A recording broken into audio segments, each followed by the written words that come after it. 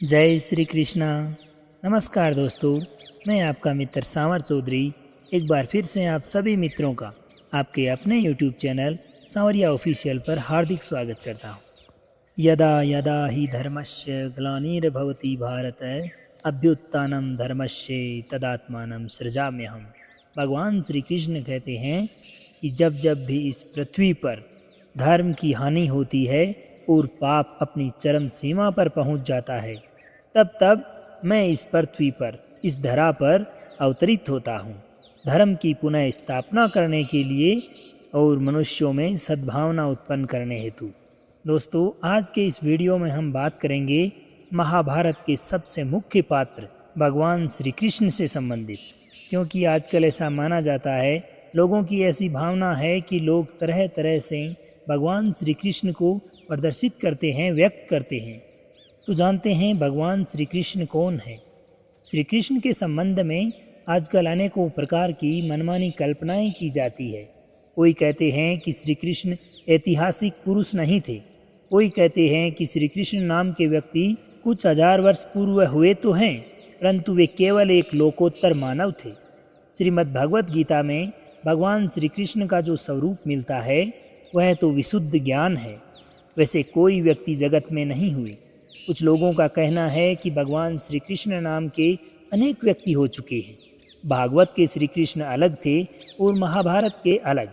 यही नहीं, कुछ तो यहाँ तक भी कह बैठते हैं कि वृंदावन के श्री कृष्ण और थे और मथुरा के श्री कृष्ण और द्वारिका के श्री कृष्ण कोई तीसरे ही थे। लेकिन दोस्तों, महाभारत को अगर आधार मानकर जाना जाए तो गीता में जो उन्होंने अपना स्वरूप बताया है वही उनका वास्तविक स्वरूप है। और महाभारत के विभिन्न स्थलों में इसी बात की पुष्टि भी होती है। जगन नियंता, देवादिदेव, अखिल लोकपति भगवान नारायण ही वासुदेव श्री कृष्ण के रूप में पृथ्वी पर अवतीर्ण हुए थे। भागवत की भांति महाभारत ने भी इस बात को स्वीकारा है।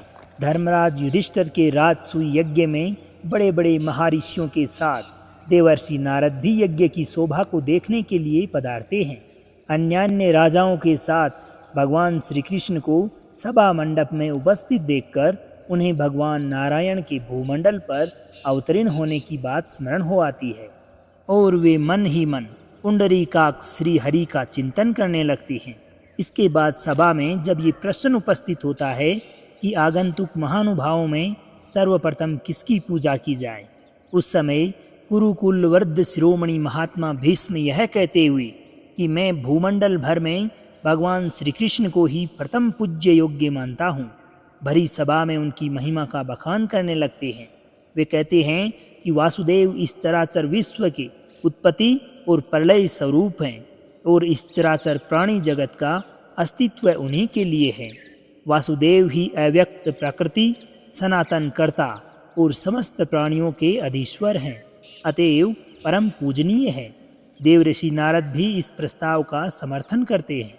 यही नहीं, इस प्रस्ताव का अनुमोदन करने वाले सहदेव पर देवता लोग आकाश से पुष्प वर्षा करते हैं और आकाशवाणी में भी साधु साधु कहकर उनकी सराहना करती है। श्री कृष्ण के बाल चरित्रों का वर्णन साक्षात रूप से महाभारत में नहीं मिलता। इसका कारण यही है कि उन चरित्रों का महाभारत के मुख्य कथानक से कोई संबंध नहीं है। अवश्य ही हरिवंश पर्व में जो महाभारत की परिशिष्ट भाग है, इस कमी को पूरा किया गया है। फिर भी प्रसंगवश महाभारत में विभिन्न पात्रों द्वारा भगवान श्री कृष्ण की बाल लीलाओं का यत्र तत्र उल्लेख हुआ है। भीष्म पितामह के उपर्युक्त प्रस्ताव का विरोध करते हुए चेदीराज शिशुपाल, जो श्री कृष्ण के जन्म से ही विरोधी थे और रुक्मणी हरण के बाद से उनसे और भी अधिक जलता था, बाल्यावस्था में क्रमशः उनके द्वारा पूतना, बकासुर, केसी, वृषासुर और कंस के मारे जाने, सटक के गिराए जाने तथा गोवर्धन पर्वत के उठाए जाने आदि का उल्लेख करता है। यद्यपि इन सब घटनाओं का उल्लेख उसने भगवान श्री कृष्ण की निंदा के तात्पर्य से ही किया था, फिर भी उसने इन सभी सच्चाई को स्वीकार किया है। शत्रुओं के द्वारा वर्णन किए हुए इन अलौकिक चरित्रों से भगवान श्री कृष्ण की लोकोत्तरता प्रकट होती है। साथ ही जो लोग भागवत के श्री कृष्ण को महाभारत के श्री कृष्ण से भिन्न मानते हैं, उन्हें अपने मत पर पुनर्विचार करने के लिए पर्याप्त कारण भी मिल जाता है। अब इसी सभा में जब भीष्म पितामह श्री कृष्ण की महिमा का बखान करते हैं तो ये बात शिशुपाल को रास नहीं आती। ऐसे में शिशुपाल श्री कृष्ण को तथा उनकी प्रशंसा करने वाले भीष्म पितामह को बहुत कुछ खोटी खरी सुनाते हैं, किंतु श्री कृष्ण वीरतापूर्वक उसके सारे अपराधों को सहते रहते हैं। अंत में जब उन्होंने देखा कि अब अन्य सभासदों के समझाने पर भी वह किसी प्रकार से ही शांत नहीं होता, तब उन्होंने अपने सुदर्शन चक्र का स्मरण किया और भरी सभा में सबके देखते ही देखते वह तीखी धार वाले चक्र से उसका सर धड़ से अलग कर दिया। उस समय सभा में उपस्थित सभी लोगों ने देखा कि शिशुपाल के शरीर से एक बड़ा भारी तेज पुंज निकलता है और वह तेज का पुंज भगवान श्री कृष्ण को प्रणाम करते हुए उन्हीं के शरीर में विलीन हो जाता है। इस ऐसी अलौकिक घटना से श्री कृष्ण की भगवत्ता तो प्रमाणित होती ही है, साथ ही जो लोग वहाँ सभा में उपस्थित थे उन्हें इस बात का भी प्रत्यक्ष प्रमाण मिल गया कि चाहे कोई कैसा भी पापी क्यों न हो, भगवान के हाथों से मारे जाने पर उसकी सायुज्य मुक्ति हो जाती है, वह भगवान के स्वरूप में लीन हो जाता है। यही उनकी अनुपम दयालुता है। वे मारकर भी जीव का उद्धार ही करते हैं, फिर पांडवों की भांति जो उनसे प्रेम करते हैं उनके हाथों वे अपनों को ही बेच दें, इसमें आश्चर्य की क्या बात है। एक बार जब दुष्ट दुशासन के द्वारा अपमानित होकर द्रौपदी जिस समय असहाय होकर भगवान श्री कृष्ण को पुकारती है, उस समय वह उन्हें गोपीजन वल्लभ, व्रजनाथ आदि नामों से स्मरण करती है। इससे यह भी सिद्ध होता है कि वृंदावन के श्री कृष्ण और द्वारिका के श्री कृष्ण अलग अलग व्यक्ति नहीं थे। इसी प्रकार द्रौपदी की उस करुण पुकार को सुनते ही करुणामय केशव द्वारिका से दौड़ते हुए आते हैं और धर्म रूप से उनके वस्त्रों में छिपकर द्रौपदी की लाज बचाते हैं। क्या किसी मानव के द्वारा दूर स्थिति अपने भक्त की इस प्रकार अलौकिक ढंग से रक्षा संभव है? जब धर्मात्मा पांडव जुए में अपना सब कुछ गंवाकर वनवास का कष्ट उठा रहे थे, भगवान श्री कृष्ण वहाँ भी पधारे थे। उस समय महातपस्वी चिरजीवी मार्कंडेय मुनि स्वतः पांडवों के पास आते हैं और बातों ही बातों में उन्हें भगवान श्री कृष्ण की महिमा सुनाने लगते हैं। प्रलय काल का अपना अनुभव सुनाकर वे कहते हैं कि अनंत जलराशि के बीच वटपत्र पर सहन करने वाले अद्भुत शिशु के रूप में मैंने जिन परमात्मा का दर्शन किया था, वो कोई और नहीं बल्कि यही तुम्हारे संबंधी श्री कृष्ण है। इन्हीं के वरदान के प्रभाव से मेरी अखंड स्तुति बनी हुई है और मैंने हजारों वर्षों की आयु तथा स्वेच्छा मृत्यु भी पाई है। इसी प्रकार एक बार पांडवों की अहित कामना से दुर्योधन के द्वारा भेजे हुए सुलभ को महर्षि दुर्वासा अपने 10,000 शिष्यों के साथ वनवासी पांडवों के अतिथि बनकर आए। भगवान भास्कर से महाराज युधिष्ठिर को एक ऐसा चमत्कारी पात्र प्राप्त हुआ था जिसमें पकाए हुए अन्न से वे चाहे जितने अतिथियों को भरपेट भोजन करा सकते थे। परंतु भक्तों, ऐसा तभी तक संभव था जब तक कि द्रौपदी भोजन नहीं कर लेती। दुर्योधन के कुचक्कर से दुर्वासा ऋषि ऐसे समय पहुँचे थे जबकि द्रौपदी सबको भोजन करवाकर स्वयं भी भोजन कर चुकी थी। अतिथि वत्सल्य धर्मात्मा युधिष्ठिर ने मुनि मंडली को भोजन के लिए आमंत्रित किया और मुनि स्नान एवं नित्य कर्म से निवृत्त होने के लिए गंगा तीर पर चले गए। ऐसे विकट समय में हजारों ब्राह्मणों को भोजन कराने का कोई साधन न देखकर द्रौपदी के मन में बड़ी चिंता हुई। उसने मन ही मन अपने हेतु तथा आत्मीय भगवान श्री कृष्ण का स्मरण किया और वे तुरंत दौड़ते हुए द्रौपदी के पास पहुँचे। आते ही उन्होंने कहा कि बहन, मुझे बड़ी भूख लगी है, जल्दी से कुछ खाने को दो। इस पर द्रौपदी ने उन्हें सारी बात कह सुनाई। वह बोली कि मैं अभी अभी भोजन करके उठी हूँ, उस पात्र में अब कुछ भी नहीं बचा। भगवान श्री कृष्ण ने उसकी बात को टालते हुए कहा कि लाओ, वो पात्र कहाँ है, मैं देखूँ तो। द्रौपदी ने पात्र लाकर भगवान श्री कृष्ण के सामने उपस्थित कर दिया। अब श्री कृष्ण ने देखा कि उसके गले में कहीं न कहीं एक शाक का पत्ता चिपका रह गया है। अब उसी पत्ते को मुंह में डालकर उन्होंने कहा कि इस साग के पत्ते से यज्ञ भोक्ता विश्व आत्मा भगवान श्री हरि तृप्त हो जाएं। इसके बाद उन्होंने सहदेव जी से कहा कि जाओ मुनि मंडली को भोजन के लिए बुला लाओ। अब सहदेव जी दौड़ते हुए गंगा तीर पर जाते हैं और जाकर देखते हैं कि वहाँ तो कोई भी नहीं है। बात ये हुई कि जिस समय भगवान ने साग का पत्ता अपने मुंह में डालकर ऐसा संकल्प पढ़ा, उस समय मुनि जल में खड़े होकर अघमर्षण कर रहे थे। उन सबको ऐसा अनुभव हुआ कि मानो उनका पेट गले तक अन्न से भर गया है। ऐसे में वो एक बार के लिए तो बहुत डरे और ये सोचकर कि पांडवों के यहाँ जो रसोई बनी है वह व्यर्थ जाएगी, और पांडवों के क्रोध की आशंका से चुपचाप भाग निकले। वे ऋषि मुनि इस बात से अवगत थे कि पांडव भगवत भक्त हैं और अम्बरीश के यहाँ उन पर जो कुछ भी बीती थी उसी के बाद उन्हें भगवान के भक्तों से बड़ा डर लगने लगा था। सहदेव उन्हें गंगा तीर पर ढूंढता है लेकिन वो कहीं नजर नहीं आते। सहदेव दौड़ता हुआ वापस आता है और सारी घटना के बारे में जानकारी देता है। इस प्रकार शरणागत वत्सल श्री हरि ने अपने आश्रितों की रक्षा की। धन्य है उनकी भक्त वत्सलता। इस प्रकार के चरित्रों से स्पष्ट ही भगवान श्री कृष्ण की भगवत्ता और सर्वव्यापता सूचित होती है। संजय धृतराष्ट्र के मंत्री और कृपापात्र थे। वे कौरवों के दूत बनकर अपवल्ले में पांडवों से मिलने जाते हैं और वहां से लौटकर धृतराष्ट्र को उनका संदेश सुनाते हैं। उस प्रसंग में भगवान श्री कृष्ण की महिमा का ही वर्णन करते हुए कहते हैं कि श्री कृष्ण यदि चाहे तो संकल्प मात्र से इस संपूर्ण जगत को जलाकर भस्म कर डाले, परंतु सारा जगत श्री कृष्ण को जलाकर भस्म नहीं कर सकता। जहाँ सत्य है, जहाँ धर्म है, जहाँ लज्जा संकोच है और जहाँ सरलता है, वहीं भगवान श्री कृष्ण है, और जहाँ श्री कृष्ण है वहीं विजय है। भगवान श्री कृष्ण अपनी योग्य शक्ति से काल चक्र, जगत चक्र और युग चक्र को रात दिन चलाया करते हैं। वे ही काल के, मृत्यु के एवं चराचर जगत के स्वामी हैं। महाभारत के रचयिता महर्षि वेदव्यास भी उस समय वहाँ उपस्थित थे। वे भी संजय की उक्ति का समर्थन करते हुए कहते हैं कि हे राजन, संजय बिल्कुल ठीक कह रहा है।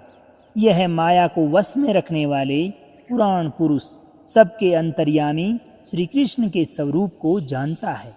यदि तुम एकाग्र मन से उनकी बात सुनोगे तो यह तुम्हें संसार भय से छुड़ा देगा।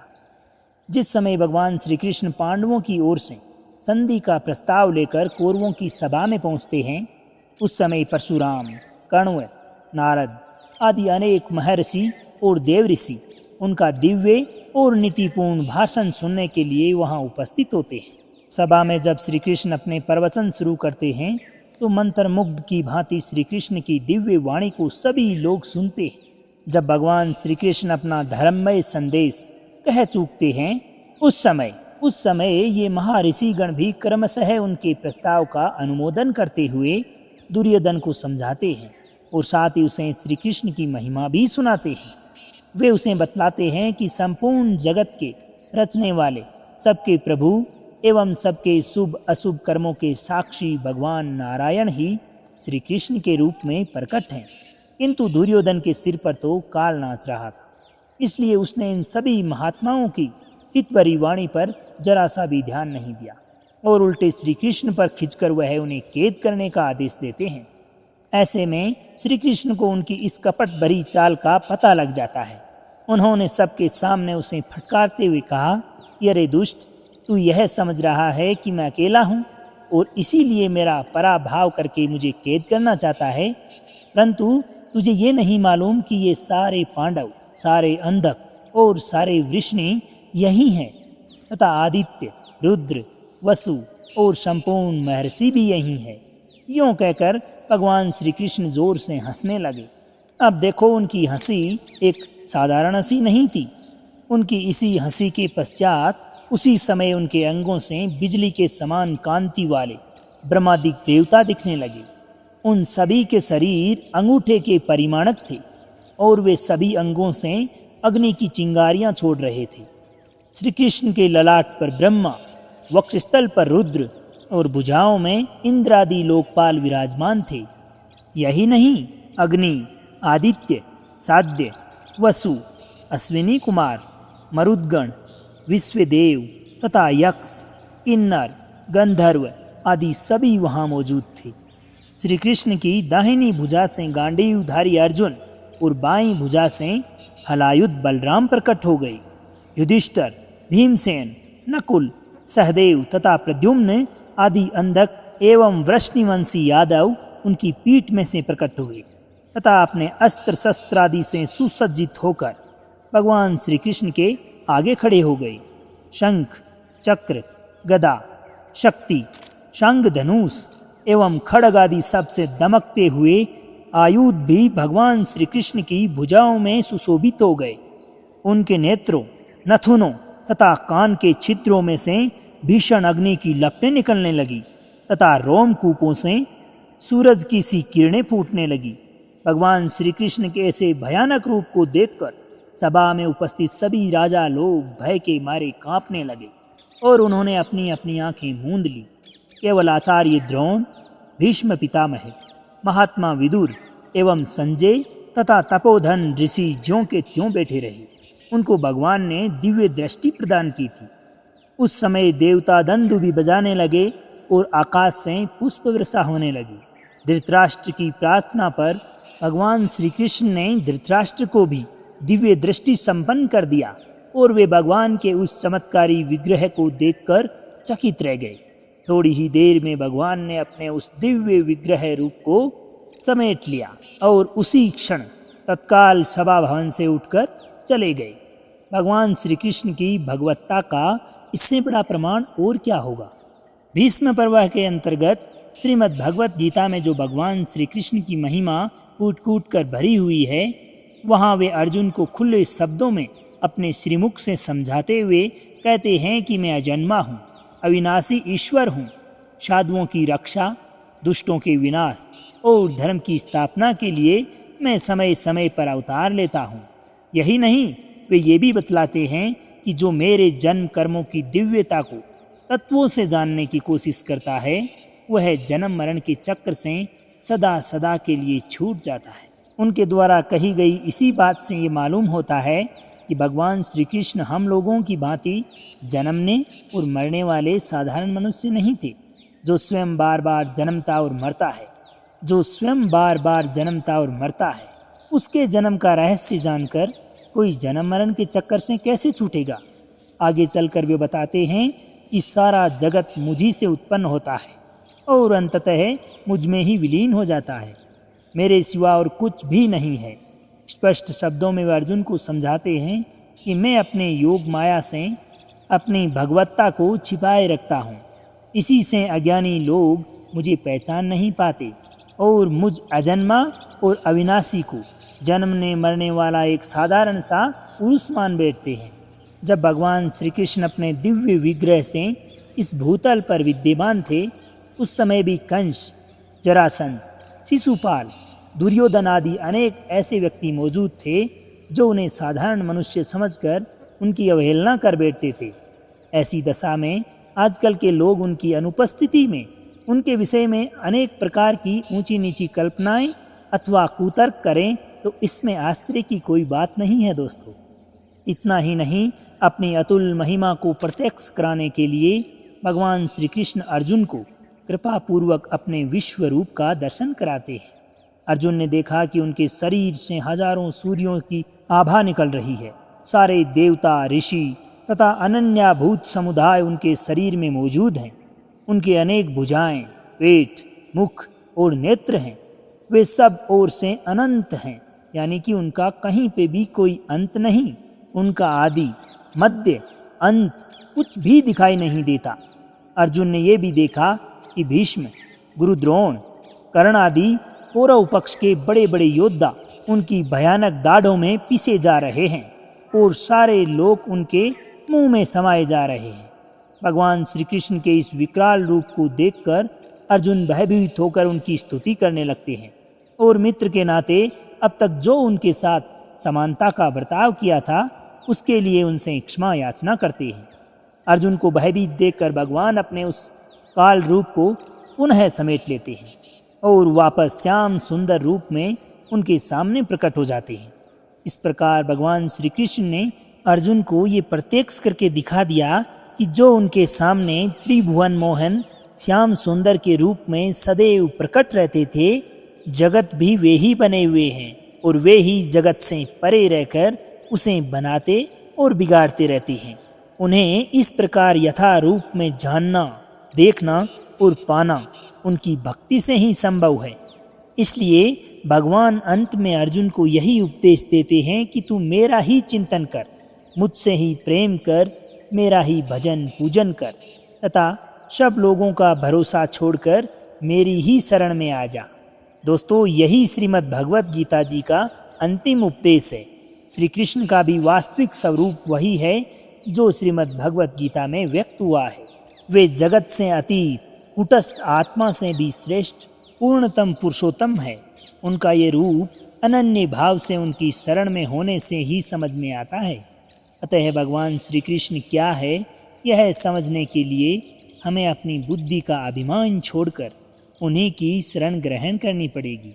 उनके शरणापन्न होने पर ही अर्जुन की भांति वे अपना स्वरूप स्वयं समझा देंगे और उसके पश्चात अर्जुन के ही स्वर में स्वर मिलाते हुए हम सब भी यही कह उठेंगे कि हे प्रभु, तुम्हारी कृपा से हमारा भी अज्ञान दूर हो गया, तुम्हारा वास्तविक स्वरूप मेरी समझ में आ गया। अब मैं संदेह रहित होकर जो तुम कहोगे वही आंख मूंद कर करता रहूँगा। इसके बाद हमारे द्वारा कुछ भी चेष्टा होगी वह प्रभु प्रेरित ही होगी। हम सब कुछ करते हुए भी कुछ नहीं करेंगे। यही श्रीमद् भगवत गीता जी की परम नैष्कर्मण्य सिद्धि है।